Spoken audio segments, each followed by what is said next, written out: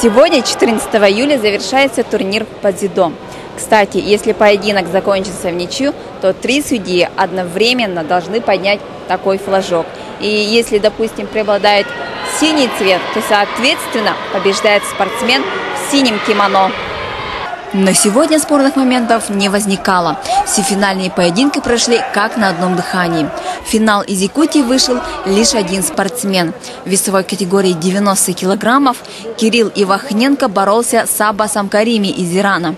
Несмотря на то, что весь зал болел за Кирилла, его соперник оказался намного сильнее.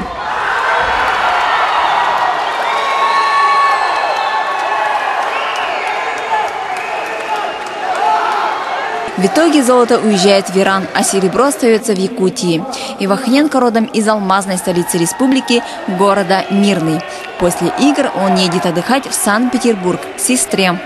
Я думаю, мне не хватило опыта, так как я выступаю первый раз на таких соревнованиях, серьезных.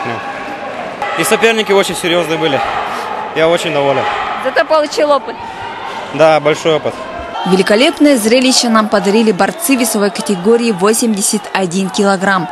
Таджик Салим Фарухи и кыргыз Азамат Бектурсунов. У этих ребят болельщиков было не меньше, чем у якутян. Темпераментные зрители чуть было не выскакивали на ковер. Красивые броски продемонстрировали оба спортсмена. Однако Салим был результативнее.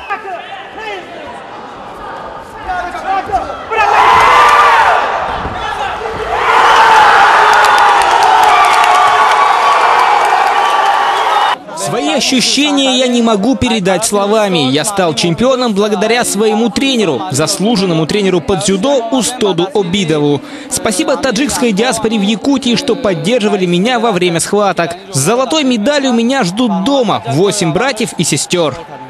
Наша делегация с Республики Таджикистана прибыла 11 человек. Мы завоевали золотой медаль по дзюдо в весовой категории 81 килограмма, 2 бронза по боксу, 1 серебро по дзюдо и 1 бронза по самбо. Мы еще один человек у нас претендуем еще на серебро. В Республике Якутска это не дети Азии, это, можно сказать, игры олимпийские, можно сказать, дети Азии, да, на будущее, на высшем уровне. И спасибо. Восторгами. Сегодня с самого утра в зале Ледового дворца простиралась дымка, которая раздражала глаза. Но несмотря на такой дискомфорт, все боролись достойно.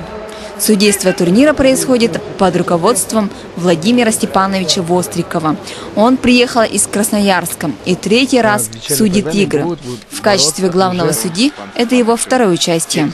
Я боюсь, что, благо сегодня у нас соревнования не очень долго длятся, но в принципе мы опасались, что, не дай бог, там какая-то команда или какие-то тренеры или спортсмены вдруг откажутся принимать участие в связи с тем, что зал задымлен. Но все проявили понимание, никто не отказался соревноваться, останавливать игры, поэтому все пока идет, слава богу, в штатном решении. Состав команд очень сильный приехал, ребята видно, что подготовленные, многие из них являются членами национальных команд, сборных команд по дзюдо. На сегодняшний день у нас лидирует пока команда Азербайджана, у нее 4 золотые медали, на 2-м месте команда Казахстана, у нее 3 золотые медали, и на 3-м месте у нас на сегодняшний день это команда Монголии, у нее пока 2 золотые медали. У команд Якутии 1 и 2 по 1 золотой медали. Уже стала традицией во время игр «Дети Азии» чествовать не только спортсменов, но и их наставников. Так, среди тренеров по дзюдо высокой награды «Заслуженный тренер России» удостоились Игорь Лойк и Вячеслав Литавин. Наконец-таки за 30-летний стаж моей работы, как говорится, Россия увидела достойных людей в Якутии и наградила такой высокой наградой, как заслуженного тренера. Я надеюсь, это самая почетная награда, мечта любого тренера, любого спортсмена. Всего в соревнованиях по дзюдо принимал участие 151 спортсмен. Хочется отметить ребят из сборных Кыргызстана, Казахстана, Монголии и Азербайджана. Уже завтра татами уберут, но этот зал и наши сердца долго будут помнить красивые моменты побед.